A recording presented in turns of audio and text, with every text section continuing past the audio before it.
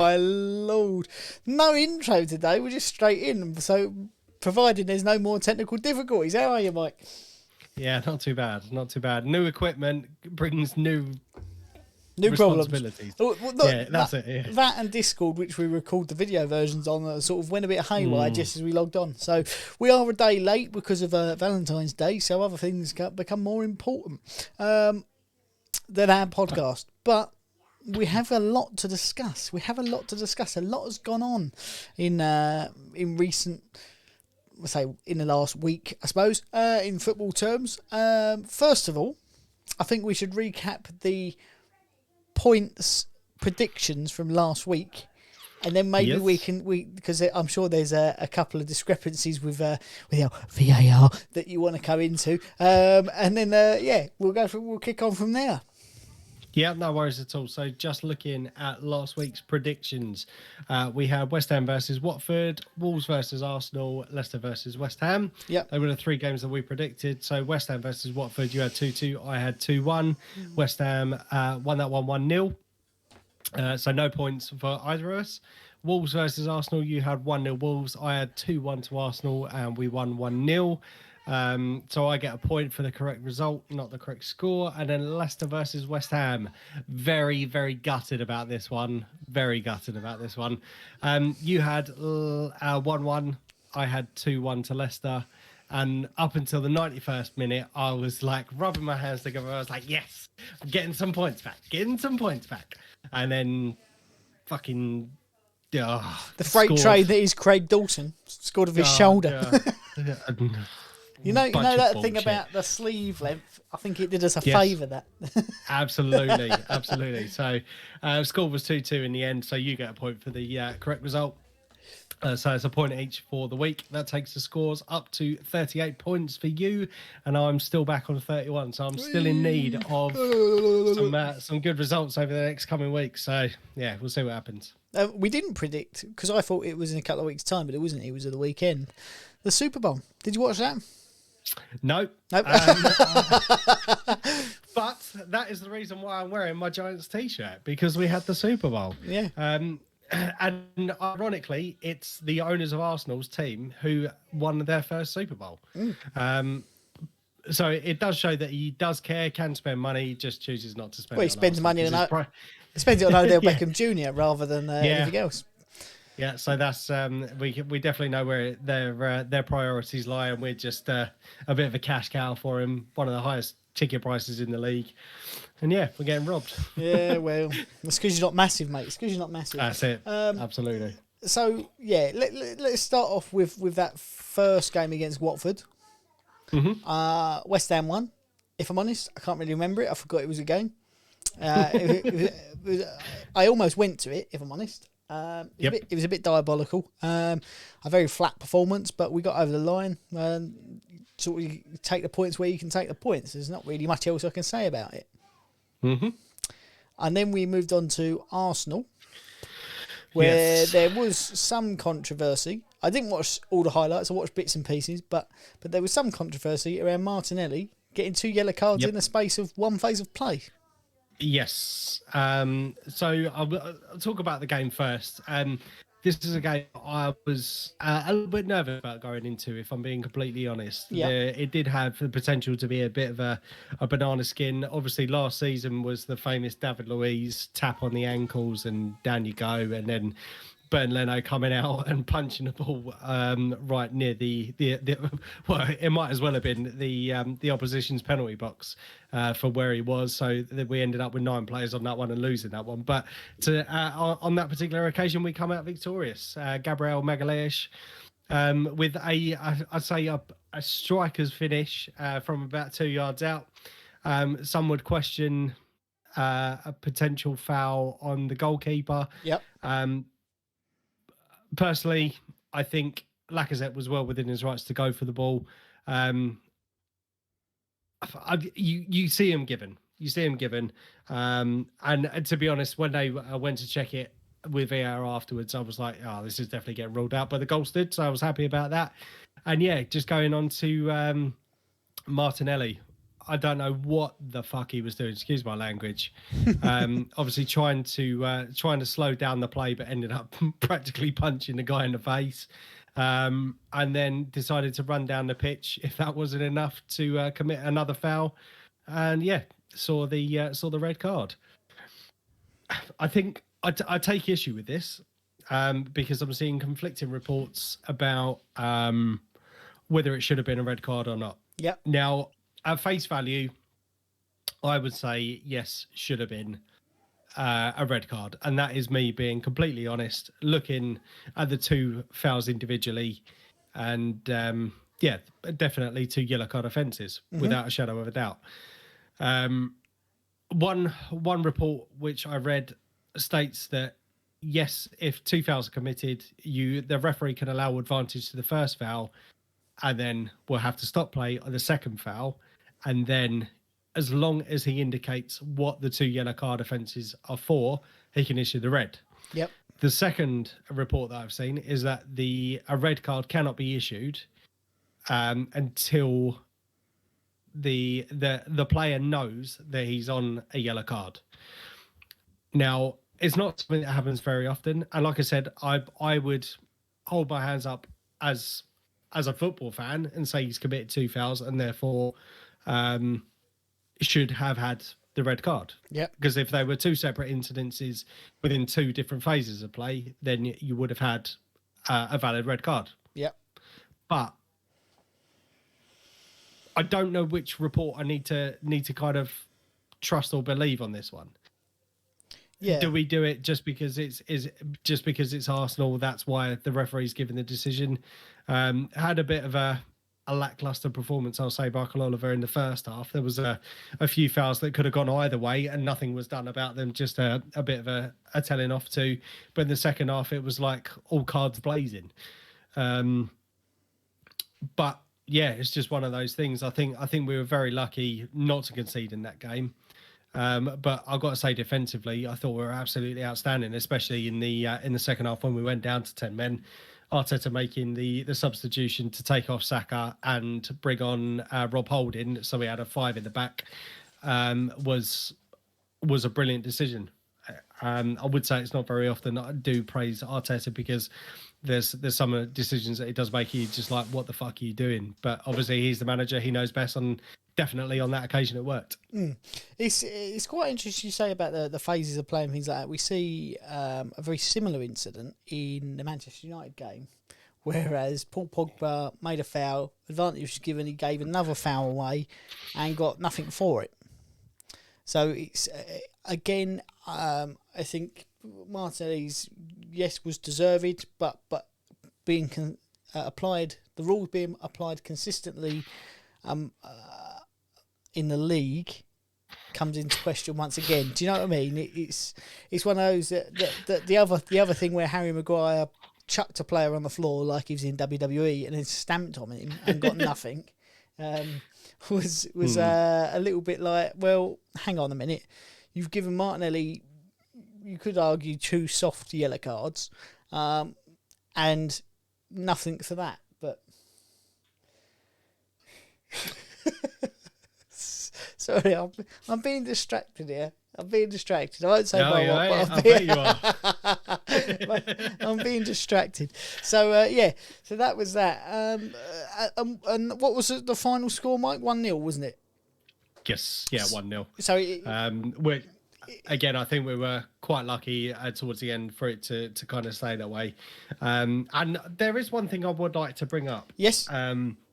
Is that Arsenal fans have come into some criticism about the way we celebrated winning that game. Now, for us, obviously we're just coming off the back of a losing streak. We didn't win a game in all of January, and I think that's one of those occasions. We had a hard-fought win over that game, so I don't blame the players for going a bit over the top with the celebrations. And it's nice to see that we've got kind of like that fight and that desire to win. So for I suppose it would be the same if it was me watching another team and I saw them at the end of it. Would I think they're overreacting like they won the league? Quite possibly. But I think on this occasion, because we were kind of stopping the rot. I suppose in one of the better terms, that it was kind of justified as to why we celebrated the way we did. Yeah, and I think it's not just that. I think if you look into it deeper, both teams have games in hand to play, and actually beating Wolves was a good result for you trying to establish yourself in the top four. I mean, you're not quite there because there's a massive team still in the fourth place, but yeah, I think there's a big step towards that. So it was a lot more on the line than just a normal game. So yeah, given those games in hand, Sunshine, if we win them. If mate, yeah, it's a massive. If we can keep fucking 10, 11 players on the pitch. Well, results for us, and that leads quite nicely into the game against Leicester. Well, Jared Bowen with a lovely bit of composure to take down the ball, slot it past Schmeichel for 1-0. 10 minutes in, we think we're flying. We then sort of went, we've won this game, and come off the pedal, and they got a penalty for an Aaron Cresswell handball, which was rightly given. Scored that. Then Aaron Cresswell gets beaten at the back post and Pereira puts in a huge header. So, and then we struggled. David Moyes made 3 substitutes, which is very unlike him, very stubborn in his ways. But he did make 3 substitutes. Said Benrahma probably being the best of the players on the pitch, even though he come on very late. Craig Dawson put his shoulder for it. And there was, when you go, oh no, when you see the replay, you're like, oh, well, that's a loss then. And it was given. I don't know how or why, but it was given, so I'll take it. And it's one of those that we've seen scrubbed off over and over again throughout the season. But I mean, the point's a point. Where we should have beaten a Leicester team that are struggling, that are conceding goals because they haven't had their first team back 4 in together this season. Results say Manchester United drew, someone else, Tottenham lost. So it was one of those, actually, we've got the opportunity here to go even further clear, and then there's only 2 teams that can catch us if they win all their games in hand. Arsenal being one of them. But as is the West Ham way, obviously we can't take advantage of that. The games that we should win, we don't. Yet we'll probably play Liverpool again in a couple of weeks and smash them 7-0. Do you know what I mean? It's just diabolical. Absolutely diabolical. Yeah, I've got to admit, actually, I think in terms of the result, I think it was a fair result. I think Leicester, for me, possibly clinched it slightly by being the better of the 2 teams, in my opinion. I think they had the clearer chances in order to win the game. Yep. But just looking at the decision, I know there's been kind of a bit of an uproar about it over the last couple of days in terms of whether was it a goal, wasn't it a goal? And I think we touched on it at the start. It was either this season or last season when they talked about the new handball rule, and they said it was anything above the sleeve, and you can see where the ball hit. Yep. Very clearly was above the sleeve line. There you go. Look at that, Guns McGee. I should say gun bro. Well, actually, this one it doesn't. Yeah, but I think very fought until the end and deserved the point. We robbed Leicester. That's the impression I have. We were shit. We were absolute. It was one of our worst performances this season. Yet we've managed to nick a point. And I was asked the other day, where do I think we're going to finish? And I said 5th. I said, by hook or by crook, if we carry on nicking results, and I think it relies on more Manchester United being worse than they were under Solskjaer, which they are currently. It relies on Tottenham being bottle jobs, which they are. I think Arsenal will nick the 4th spot. And I think we'll finish 5th. I've said it before that I think for this season, I think Manchester City and Liverpool, they're definitely the ones for the titles, and I think it's Manchester City's to lose, if I'm being completely honest. Yeah. Now, in terms of Chelsea, I think providing that they don't have any major cock-ups, they've probably got 3rd place in hand already. Yeah. But from fourth place down, I think there are a few teams, as you mentioned, that literally could be anyone's. And we've seen Spurs lose to Southampton and also to who did they lose to? Wolves. Yep. At the weekend. So it just goes to show how competitive this season has been for the lower teams. And when I say the lower teams, I mean the fourth spot down. And it could come down to the final day where we see who clinches that fourth spot. If I'm honest, I think the fourth spot is a 4-horse race. It's West Ham, Arsenal, Man United, Tottenham. And at the minute, I would put West Ham and Arsenal sort of at evens to potentially do it. It depends on who mucks up the most. Because it's not necessarily... Getting fourth spot this season isn't going to be who's the best team. It's who makes the least mistakes. And I think out of the two of us, we're less likely to make mistakes. Well, no, out of the four of us, our teams are less likely to make mistakes. The thing that I think will pip it for us is the fact we've still got FA Cup games to play, we've still got Europa League games to play, and we've got a very, very small squad. So one or two injuries, one or two players kicking cats, and our season goes down the toilet. You know, it's one of those things. It's not Mike. You shouldn't laugh at that sort of thing. It's not. It's not funny. You called me out with that last week as well. You were talking about. Don't beat up your girlfriend or whatever it was. Yeah, that's a solid message not to laugh at as well. I mean, for your absolutely most inappropriate, council culture needs to get to you. Do something about it. But yeah, so it's an interesting thing. And you say about Chelsea, I think at the beginning of the season, Chelsea were if you beat Chelsea, you get ahead of Chelsea, you win. It seems to have turned round in a sense that Lukaku was brilliant in Italy, and everyone was like, "Oh yeah, he's fantastic. He's banging in goals. He's playing in a system where he's a lone striker in the Premier League." And I think we forget that the Italian league isn't all that. Tammy Abraham, who couldn't get a game under Tuchel's, gone over to Roma, who are a mid-table team. Okay, they've got Mourinho in now, but he's banging in goals for fun. It's not the same quality, and it's not the same. I'm not saying it's never been quality. It's not the same quality it was in the 90s and the early 2000s. There's not that quality of player anymore and quality of defender. It's like almost going to a championship level. For the most part, there are exceptions to that rule, but I think that the most part there is Juventus challenge, and they're doing terrible. Like they're unbeatable in the league, and they're terrible this year. Other than that, Inter had that one season where they bought loads of players and had Conte. The players have gone, Conte's gone, and now they're selling everybody because they're in financial issues again. AC Milan's not the powerhouse they were. You got Atlanta, who sort of. They're a mid-table team that are sort of overexerting themselves. They're the Leicester of the Italian league, and even them, they're not great. Like they're very open. So yeah, I think we forget that actually Chelsea spent £100 million on Lukaku, who's an all right striker. Don't get me wrong, but not in the system that Tuchel's playing him in.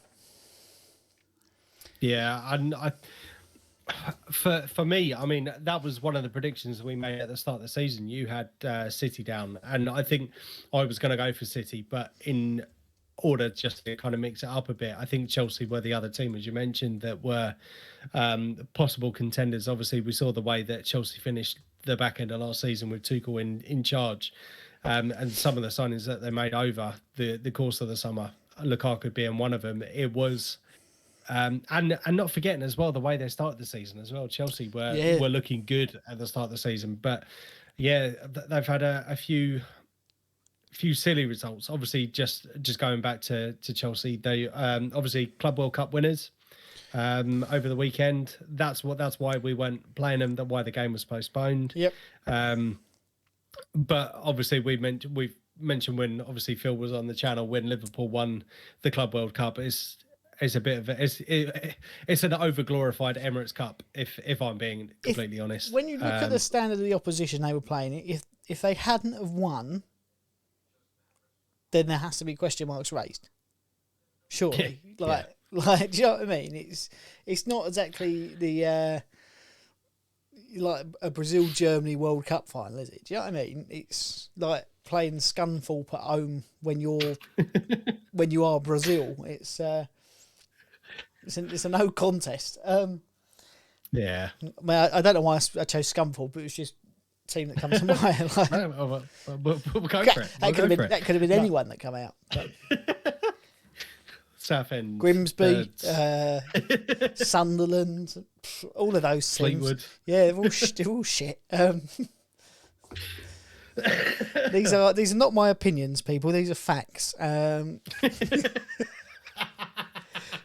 But yeah, it's one of those things. So, with that being said, obviously we've had some controversy this week. We've had some other things. Dean Henderson's not very happy with social media, and rightly so, because allegedly there was a Manchester United player who has sort of gone through the court system for beating his girlfriend. He got fingered for it, and he's saying nothing to do with me.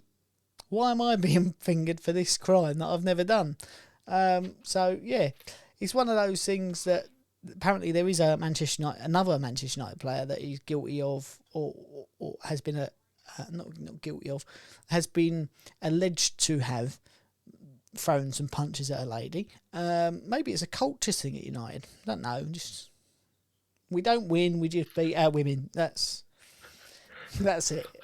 Could I just ask you just to rephrase what you just said about someone getting fingered, because this is a family show. Well, I say finger. The finger was pointed at him. That's better. Finger was pointed at him. He got young man. Yeah, it's that might be why he got aggressive. Well, maybe. It's this is going off the rails a bit, isn't it? So social media has sort of pointed him out as the guilty party, and he's saying I had no part in any such activity. So I don't know whether that's sort of just towing the line or whether that is true. I'm sure it will come out at some point when it goes to the court system, if it gets that far, obviously. And then we can all either say to him, you liar, as well, or we say, I wasn't part of this, I was just reading the stories. Then people should have to issue apologies, and we can point at the other person and go, don't beat women, or don't beat anyone. That's it yourself. No. I know. This is one of the issues that I have with definitely. I beat myself constantly. One of the issues I take issue with about social media is that it does give the average fuckwit a voice. And I'm gonna use expletives in this because it's something I feel quite passionately about. Obviously, we have seen an increased number of racial abuse, especially over the summer with the World Cup. Some players were targeted, I think, disgustingly. Yeah.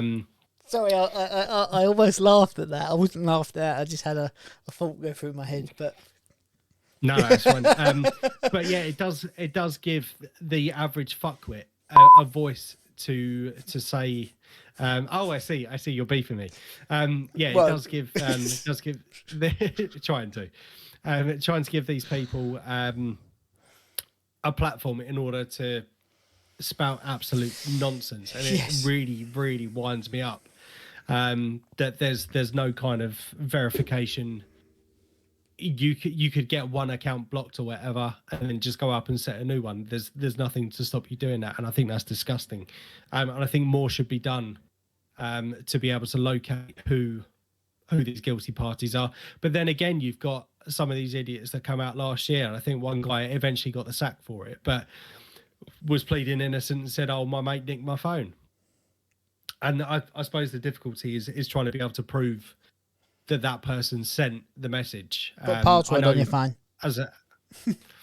But yeah, that as well. I think there's too much done to protect these idiots, and they should be punished. Yeah. A little rant there. I agree. Well, say opinions are a bit like arseholes. Everyone's got one. Doesn't mean I want to hear it. Or smell it. Yeah. Yeah. Yeah. But yeah, so you might do. on to next week's football. There are 2 games up for prediction. I don't know what order they're coming in. So who plays first? Okay. So West Ham are at 12:30 on the Saturday against Newcastle at home. Yes, we and Newcastle without Kieran Trippier because he's broken his little toe. Or fractured his little toe, be out for 6 weeks. And I think that makes them a much weaker side. Obviously, Dan Burn played the big 6'4" man. So I think you have to stick Souček on him, didn't you? Or the cat kicker at corners. And go from there. It's a hard one. It's a hard one. If we can... Newcastle... Right. Last couple of seasons, we played Newcastle... at the start of the season and been beaten. It seems to be a bit of our bogey team in a minute, and I can't remember the last time we beat them. They've gone on a 3-game winning streak, and Kieran Trippier has been at the driving force of that. However, he's not playing, so you have to say, other than that, they look a little bit lackluster in front of goal. They make the chances, but look a little bit lackluster. I just hope that Soufal gets back in the game or Ben Johnson gets played out. I'm pulling my beard out with me microphone. And we can mark St Maximin out of the game. Because if we do that, I think we win. If we don't do that, then I think we draw. I don't think they'll beat us. I'm going to... At home, I'm going to go 2-0 West Ham. Okay. And that's me trying to be confident. We need to win this game. So, yeah, 2-0 West Ham. Okay. I'm going to go for something very slightly different. I'm going to go for 2-1. Obviously, you have mentioned Newcastle's upturn in form and made some cracking signings over the course of the last transfer window, in the January transfer window. But I do think, obviously, you guys are on a bit of a run at the moment as well. You've got momentum with you. I am going to go for 2-1. To West Ham? To West Ham. I'll take the points, mate. I'll take the points. I'm not going to argue with you about it. I'll take a 2-1 if you hand it to me now. The next game, then, leaves us with Arsenal, who host Brentford. Yes. Very disappointing result at the start of the season. Obviously, I know we had a few injury/COVID issues, and we we fielded a much rotated squad because of these absentees. Yep. However, we now have Martinelli out for the next game. I believe Tomiyasu is still coming back from an injury. But I've got to say, actually, I think Cedric had a pretty good game the other day against Wolves. So I'm very torn on this one as well, because I know Brentford have had a bit of a hit and miss season, but they can do it against the big hitters. And please don't think I'm trying to be all cocky and say that I think we're one of the big hitters. I think we're not trying to say you're massive, are you? That's right. Oh no, definitely not. I would never say you're massive. There's only one team that's massive, mate. Yeah. And they are massive. But I think this is going to be possibly the result that we should have had. And I know we are possibly a bit lacking for goals at the moment, but I think with Martinelli out, we may see the reintroduction of Pepe, possibly Emil Smith-Rowe on the left, where Martinelli has been playing just recently. And I think we could possibly nick this one. I'm going to go for 3-1. Ooh, big scoreline. Yeah, now, I'm going big. See, I think if Brentford can catch you early and get a goal, it'll finish 1-0. If they can't, it'll be 0-0. But I've got to sort of choose, haven't I? I'm going to go for obviously results to go in our favour. And I was talking about mistakes earlier. I'm going for Brentford 1-0. Okay. I do think they might catch you sort of early doors, 3rd minute of the game, and then just stick 11 men behind the ball and defend for their lives. foreseeable. It's funny you should say that, actually, because I was having a conversation with a guy that I worked with earlier. He's a big Arsenal fan as well. That I think the problem with us is that if we do go a goal down, I think it then becomes very difficult, because obviously we've got Lacazette. We know can score goals. He was our top scorer last season. But I think his role has slightly changed into this season, where he becomes more of your target man, so your Olivier Giroud type player, and then obviously relying on other people around him to score. So I think if we were to go a goal down, I do think that we would struggle with that. However, if we did the opposite of that, and if we caught them early ourselves, I think we would be in with a chance for a big scoreline. So because we are playing at home, we've had more of our success at home this season, which I would say last season we were definitely better away than we were at home, but it's good to see a bit of return to form. Aaron Ramsdale, I think, has got to be our signing of the season. I think he's been absolutely amazing. But saying that as well, when you look at the likes of Ben White and Gabriel, they are forming a brilliant partnership, and I think the back four in general is much better, where in previous seasons that's one of the areas we have struggled with is our defence. So I think we've addressed the issues defensively. It's just our goal scoring has suffered because of that. That and keeping 11 players on the pitch. But I do think if we was to catch Brentford early, we will go on to get a big scoreline out of this one. But at the same time, on the flip side of that, if you're right, if they do catch us early, we could suffer for it. I think it could be an interesting spectacle, this one. I do think it could be interesting. But with that said, has there been anything else, or is there any other footballing related stories that you want to bring up? No. So not for me. I think in that case, then we've done a wham bam thank you man. Half hour in and out, no nonsense. Well, it's a half hour of nonsense, and we're out. So yeah, make sure you're subscribed to the YouTube channel if you haven't already. Get over there and click subscribe. If you're listening audio, thank you very much. Let us know where you're listening from, because we're getting listeners from all over the world now, which is really nice. But until next week, I've been Ian. I've been Mike. We are FDTTV. No, we're not. We're FDT-TV. It's a long time since I got that wrong, and we've been on the air. We will see you next week. Thanks very much.